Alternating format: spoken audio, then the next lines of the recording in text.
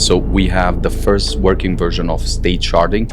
What Ethereum wanted to be a long time ago, we actually built and deployed 4 years ago. My name is Mia, and you're watching Proof of Talk, a short series of podcasts where I'll be interviewing the leading founders and investors in crypto. All interviews are unscripted, meaning the guests have no idea what I'm about to ask. Proof of Talk. We are in Denver, and today I'm with Beniamin from MultiversX. Hello there. Welcome. Great to be here. I'm excited to have a conversation with you. First of all, give us an introduction to MultiversX. Yeah, so MultiversX is probably the most advanced and scalable blockchain architecture in the world, specifically built to bring a 1000x improvement in scalability. So we have the first working version of state sharding. What Ethereum wanted to be a long time ago, we actually built and deployed 4 years ago. So this is live. The ecosystem is thriving, a lot of applications, users, and so on. Initially, the project was called Elrond. Everyone around the world knows it as Elrond and still refers to it as Elrond. But we're now MultiversX and probably preparing for a really big step forward. Why did you decide to change the name? Look, we had a bit of a fight with the Tolkien estate because Elrond is obviously a cool name. Yeah. And we will think about whether we should fight on that. But this is why we changed. Okay, tell me how you came up with the moment where you just decided to build this. Like, how did you come up with the idea? How did you guys come together? Yeah, so I think our story is a bit different in the sense that I initially stumbled into Bitcoin sometime in 2012, 2013, went deep down the rabbit hole. In 2014, 15, I was part of the NEM core team under pseudonym. This was a different blockchain, just on Bitcoin talk. Things were very different at that point. Then, essentially, together with my brother, I started a fund. We invested in something like top 30, 50 architectures in the space. And then I essentially was very up to date with everything that was happening on the academic front, academic literature as to how you could improve these architectures in terms of performance and so on. And then was very much in the trenches at the same time because we were invested and having all these conversations with the founders. And at some point, it was clear to me that one of the biggest problems in the space that needed to be tackled was this idea of transition from dial-up to broadband. Yeah. That the internet needed and then the blockchain needed. And so I had some conversations with the top architectures that we were invested in, trying to convince the founders, trying to mention why this idea of just improving scalability like 2x, 3x was not going to work. And I soon realized that no one was ready or interested to change their idea, of course. And so this is when, together with my brother, we essentially built a team with which we can literally build rockets. Gathered a few of the brightest people we knew and started working on this thing called Elrond. We achieved I should mention, it was a hell to build this in practice. So it was extremely difficult, extremely tricky, because what we were trying to do was one of the hardest technical problems in the space. So we delivered initially a prototype that barely worked, was extremely difficult to build. And then it almost killed us because even the prototype was so hard to build and then did not end up working as we wanted.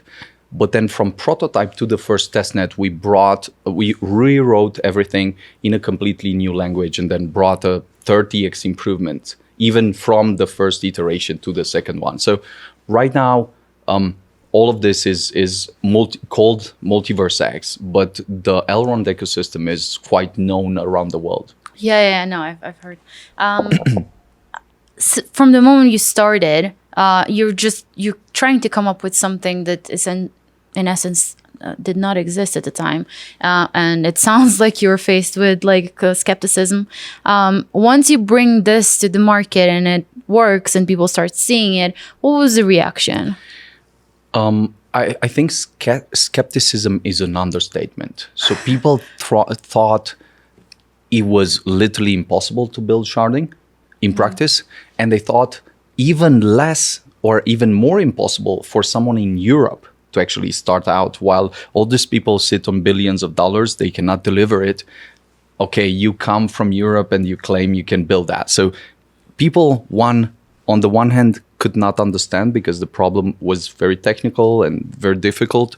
And then on the other hand, they thought it was nearly impossible. So we, in fairness, probably in their mind, did not have many chances to pull this off. So once we delivered something, it was still contested for a very long period of time because people did not want to give credit to something that was done, especially if it makes you look a bit bad from a performance perspective. Yeah. But at the end of the day, we never took no for an answer. We never accepted that there's no path. That we accepted that there will be a lot of difficulties and just pushed through until the story flipped. And then all of a sudden people were racing to say, no, I believed, I was there from the beginning and so on. So Right. it's first maximum skepticism. No, this is a scam. This cannot be true. And then it switches to, this is the best thing. I was there from day one. And I want to have a story around it. Did you change the long-term vision as you started developing the product? Yes. So I think there's this idea of the vision. In some sense, there's one element that's very clear, which has always been clear, which is we wanted to build the infrastructure for a high bandwidth, low latency financial system, then give access to anyone, anywhere to it. That was very clear in some sense, strong and very simple. And this we had with Elrond. Then, of course, with MultiversX, we wanted to expand this. We wanted to say there are also other use cases other than payments where we can make this work, we can apply this technology and bring it to the masses. I think we've made quite a few bets, and then out of those bets, not all of the bets worked. We in fact built, for instance, a super app called Exportal that just simplifies user experience, brings this out into the world. And this is a great success. It has more than 2.5 million users, has cards live into it, on ramps, off ramps. It's multi-chain actually. That's a big success. But there were also experiments where the lessons were, no, this is not ready yet. It's too expensive. It's not ready to go to market and so on. So we had to learn many lessons and adapt. Of course, the grand vision long-term has not changed, but then the day-to-day stuff has changed a lot because you cannot sit in a, let's say, castle or tower detached from reality. You Yeah. need to be in the world and let the world inform you about what's relevant. And the crypto world is constantly in motion. There's always something going on. There's new narratives. There's things are in, things are out. How do you navigate that while you're building something for the long term? Because a lot of people have been doing short term stuff as well. I mean, we've learned some very hard lessons. In some sense, Elrond was one of the strongest experiments, I would say, that combined a long-term vision with crazy day-to-day execution. It's almost hard to duplicate. Once you do something really good, it's hard to duplicate that because people always say, yeah, but we know that, although it's still execution. So we had this dual view. One, where are we going? How clear is that? Is it clear for everyone? Can we execute? And then second, what are the fastest ways to actually deploy that today? And we had something, for instance, very exciting where the market reacted with an excitement that we've not seen in the space since then, which was 100 days of hypergrowth. At some point, we literally said, we'll have 100 days of progress milestones that we'll announce every day from now on. That was crazy to try to attempt, but it was also very reinforcing and momentum building. Now, there's also a version of that that's not as good that we learned a lot from, which is, for instance, with MultiversX, when we switched the vision or updated the name and so on, we thought a lot more about longer term bets, but then in some way neglected the day-to-day heartbeats that you really need to put on. So we've learned a lot that you cannot navigate this world without both elements. In some sense, if you don't have a long-term view, you'll not get anywhere. It doesn't matter how much effort you put in. But if you have a long-term view that is compelling, but still you don't find a way to communicate that on a daily basis, to make one step today, not 100 steps, one step, get it 1% better today, then you're losing people on the way precisely because of what you've mentioned. The market will be super irrational, super difficult to navigate. It will tax people regardless on what camp they're in. So the only way to keep them alive, keep them with you, is to constantly remind them, constantly reshare some of the same things, both inside and outside. And I think this is what we've learned during the last 2-3 years that were extremely difficult from many ways if you look at the market. And speaking of long-term, short-term thinking has been dominant recently with all the meme coins and everything has been going on around, like, even like politics. I had many guests here today and everyone touched a little bit on this more or less. How do you feel about the sentiment? Like, how do you feel about the industry right now?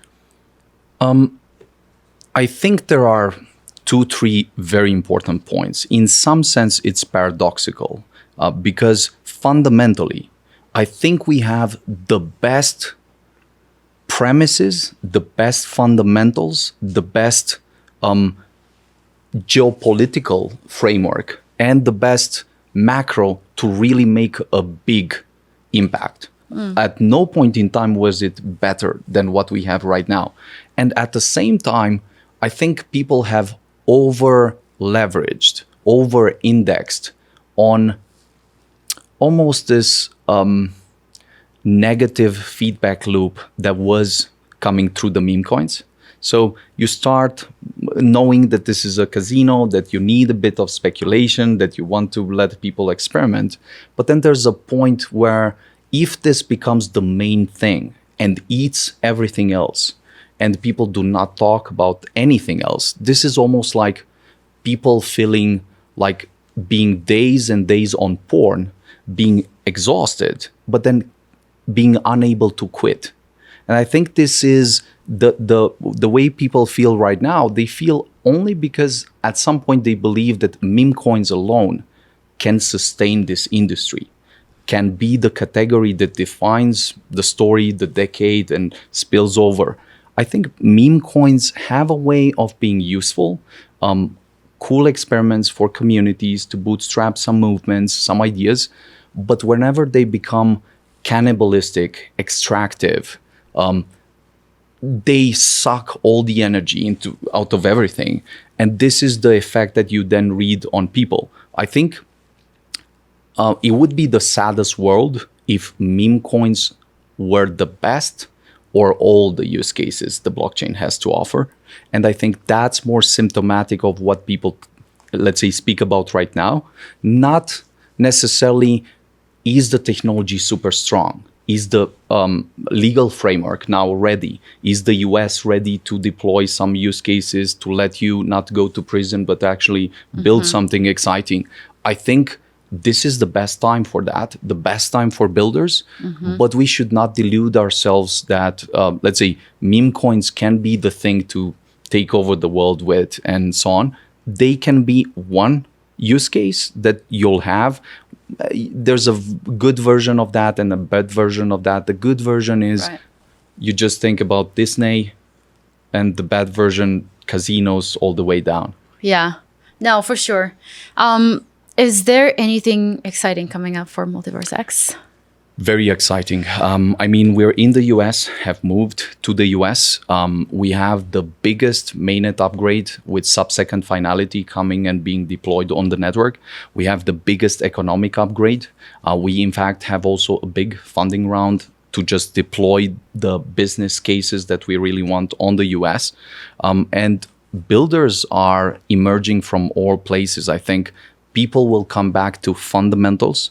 They'll overvalue some of the things that exist when a protocol really works, is out there, and can deliver the performance we've expected. That's one thing. But then when you have use cases such as payment, such as real world applications, such as DeFi, even with real yield, those are really exciting and people will want to see them. I also think we'll deploy something very exciting in the AI space. We had some big hackathon this month, a lot of builders deploying applications. So maximum excitement in some sense for what's happening in the MultiversX ecosystem this year. But just because it's about building, it was always about building. Yeah. And when you see that happening, you just want to do more of it. Absolutely. For everyone watching, where can I find you? MultiversX is the Twitter account where they can find some news on MultiversX. Beniamin Mincu, Twitter account for myself. So would love to hear feedback and thoughts from builders and people all around the world. Yeah, Beniamin, it's been a pleasure. Thank you. Thank you very much. Proof of Talk.